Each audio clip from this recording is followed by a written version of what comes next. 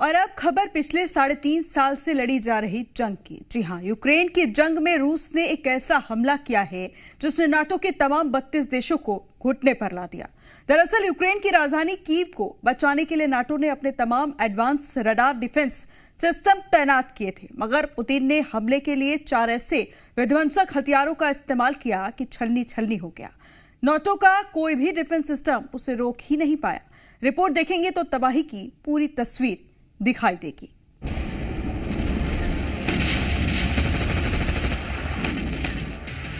पहला हमला, दूसरा हमला, तीसरा हमला,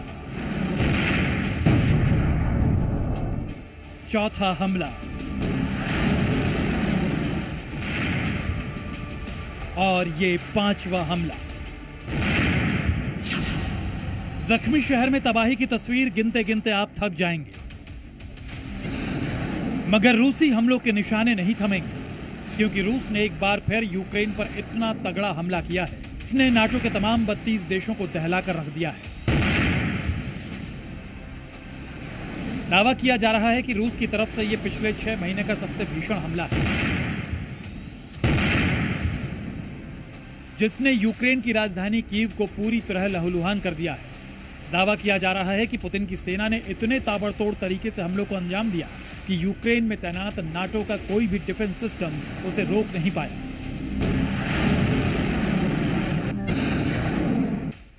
अब सवाल यह है कि पुतिन ने आखिर ऐसे कौन से हथियार का इस्तेमाल किया, कैसे नाटो का एडवांस डिफेंस सिस्टम घुटनों पर आ गया, और सवाल यह भी कि क्या नाटो के पास यूक्रेन को बचाने का कोई रास्ता नहीं है। तो इन सवालों का जवाब आपको दें उससे पहले ये जान लीजिए कि आखिर रूस ने इतना भयानक हमला किया क्यों। दरअसल ये हमला ऐसे वक्त पर हुआ है जब अमेरिका के राष्ट्रपति डोनाल्ड ट्रंप यूक्रेन को एडवांस हथियारों की खेप भेजने की तैयारी कर रहे हैं। इसके लिए ब्रिटेन और जर्मनी की अध्यक्षता में नाटो की अहम बैठक होने जा रही है। बस इस मीटिंग से पहले ही पुतिन ने अमेरिका को ट्रेलर दिखाया है। आपको बता दें कि रूस ने इस हमले के लिए अपने कई खतरनाक हथियारों का इस्तेमाल किया।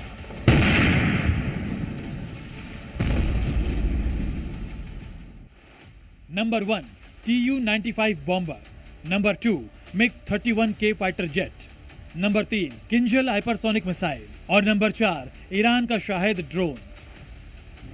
पक्की खबर मिली है कि ईरान के शाहिद ड्रोन और रूस की किंजल मिसाइल ने यूक्रेन को सबसे ज्यादा नुकसान पहुंचाया है।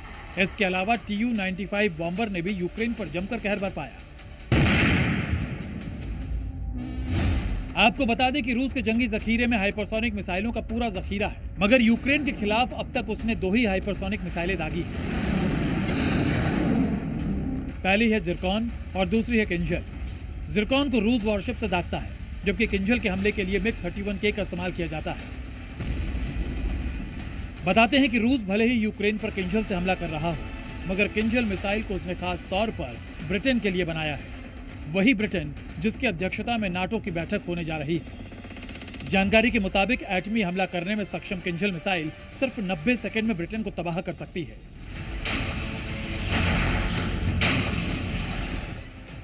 माना जाता है कि इसका तोड़ अमेरिका के पास भी नहीं है, क्योंकि ये 11,000 किलोमीटर प्रति घंटे की रफ्तार से हमला करती है। इतनी ज्यादा स्पीड होने की वजह से कोई भी डिफेंस सिस्टम इसे ट्रैक नहीं कर पाता, और जब तक इसे पहचाना जाता है तब तक ये अपने टारगेट को ध्वस्त कर चुकी होती है। रूस की ये मिसाइल परमाणु हमला करने की भी ताकत रखती है। आपको बता दें कि अमेरिका ने कीव को बचाने के लिए अपना पैट्रियट डिफेंस सिस्टम दे रखा है, मगर 11,000 किलोमीटर प्रति घंटे की रफ्तार से आ रही मिसाइल को रोक पाना किसी के बस की बात नहीं है। यही वजह है जो रूस के हमलों से यूक्रेन में त्राहिमाम मचा है। ब्यूरो रिपोर्ट, जी मीडिया।